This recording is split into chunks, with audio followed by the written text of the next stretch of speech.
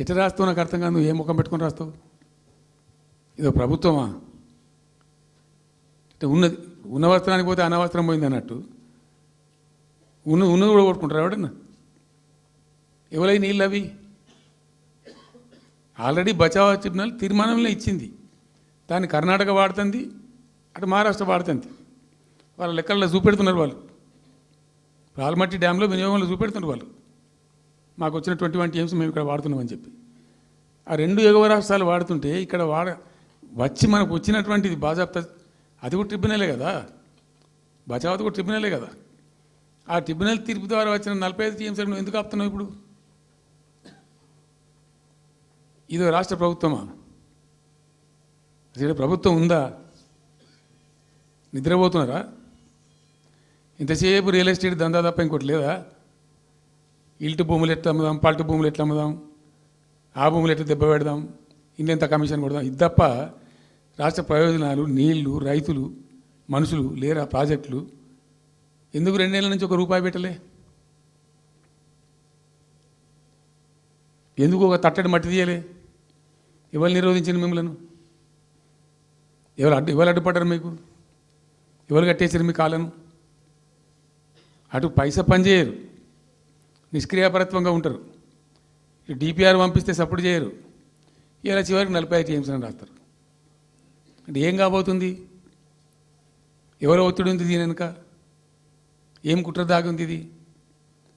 2 ఏళ్ళ నుంచి నేను మౌనం పాటించి చూసుకుంటూ వస్తున్నాం. తప్పని పరిస్థితి నేను బయలుదేరినప్పుడు తప్పదు. అటు కేంద్రాన్ని ఎక్స్పోజ్ చేస్తాం, ఇటు రాష్ట్రాన్ని ఎండగడతాం ప్రజల మధ్యలో ఖచ్చితంగా. ఇలా మొత్తం విస్తారంగా మాట్లాడినాం, చర్చించినాం.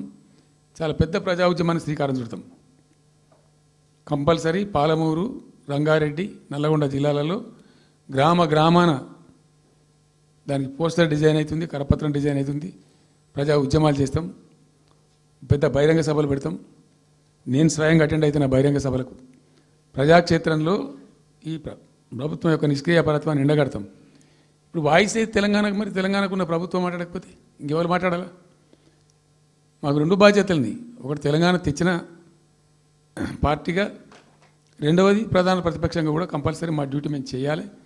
అందుకోసం గాను వీళ్ళు ఏదో తమాషకు మేము అదోటి ఇదోటి అడ్డం పొడుగు మాట్లాడి, కిరికిరి మాటలు మాట్లాడి, ఈ కారు కూతలు కూసి ఏదో చేస్తామనుకుంటే నడవదిగా. ఏళ్ళ దాకా వేరే కథ, రేపటి నుంచి వేరే తోలు తీస్తాం ఎక్కడికక్కడ. ప్రజలు ఖచ్చితంగా ఎక్కడికక్కడ నిలబెట్టే ప్రయత్నం చేస్తాం. అడుగున చెక్ చేస్తాం, ప్రతి విషయంలో చెక్ చేస్తాం. Sufficient time we have given. మేము తొందరపడి మేము ఎందుకు కన్నెర్రాయి, మా ప్రభుత్వం పోయింది వీళ్ళు వచ్చింది అనేటువంటి ఒక పిచ్చి అయ్యి అట్లా మేము చేయలే, అటువంటి వాడికి పోలే. ఇష్యూల మీద పోరాడుతున్నాం, ఒకే ఫీజు రియంబర్స్ మీద పోరాడుతున్నాం, ఇంకోటి పోరాడుతున్నాం. రకరకాల భూదందాల మీద, దోపిడీ మీద, చెర్ల మీద పోరాడుతున్నాం. పార్టీ కొట్లాడుతున్నది, తప్పదు కాబట్టి కొట్లాడుతాం. ఇప్పుడు మొత్తం మొదటికే ముప్పొచ్చే పరిస్థితి ఉంది. అటు గోదావరి మీద అరాకిరి చేసి చంద్రబాబు నాయుడు, ఏపీ ప్రభుత్వం నల్లమల సాగరు, ఈ సాగరు, ఆ సాగరు, అటు గోదావరి దోపిడీ జరుగుతూ ఉంటే దాని మీద సప్పులు లేదు. ఇటు కృష్ణలో ఇంత ఘోరంగా పాలమూరు ఎత్తిపోతల మీద దీని మీద సప్పులు లేదు. మరి ఎవరి ప్రయోజనాల కోసం ఉన్నట్టు రాష్ట్ర ప్రభుత్వం? ఏం చేయడానికి ఉన్నట్టు? ఏం జరుగుతున్నట్టు రాష్ట్రంలో? కాబట్టి ఎట్టి పరిస్థితుల్లో నేనే స్వయంగా రంగంలో దిగాలనుకున్నా. దినం ఈరోజు డిసిషన్ అయిపోయింది. 2-3 రోజులలో, 2-3-4 రోజులలో, రాబోయే 3-4 డేస్లో ఆయా జిల్లాల నాయకులతో సమావేశమై ఖచ్చితంగా చాలా పెద్ద ఎత్తున అక్కడ గ్రామానికి డప్పు కొడతాం, మొత్తం సభలు పెడతాం, కవులు, గాయకులు, కళాకారులు అందరినీ తట్టి లేపుతాం. మీ పత్రికా విలేకరులను కూడా రిక్వెస్ట్ చేస్తాం. అక్కడ జరిగే అన్యాయాన్ని, ప్రజలకు జరిగేటువంటి అన్యాయాన్ని, ఈ జలదోపిని అరికట్టాలని ఈ కేంద్ర ప్రభుత్వం అవలంబిస్తున్న విధానాన్ని కూడా తప్పకుండా చేస్తాం. ఇన్ని రోజులు ఒక రకంగా పోయినాం, కానీ ఇక తప్పేటట్లేదు. ఇప్పుడు ఎవరితోనైనా సరే కొట్లాడతాం, తెలంగాణ కోసం భయపడం. యాందాకాని పోతాం, ఈ కొండ మీద గోపైనా సరే కొట్లాడతాం, తప్ప ఇడిచిపెట్టాం. ఇక్కడ ఏమి ముఖాలు చూసేది కానీ ఇంకోటి కానీ నైసిటీస్ ఏమి లేవు. There is no nicety at all. Will fight, డెఫినెట్గా ఫైట్ చేస్తాం. ఎందుకంటే రక్షించుకోవాలి, రాష్ట్రం యొక్క హక్కులు రక్షించుకోవాలి, నీళ్ళు రక్షించుకోవాలి, రాష్ట్ర ప్రజల ప్రయోజనాలు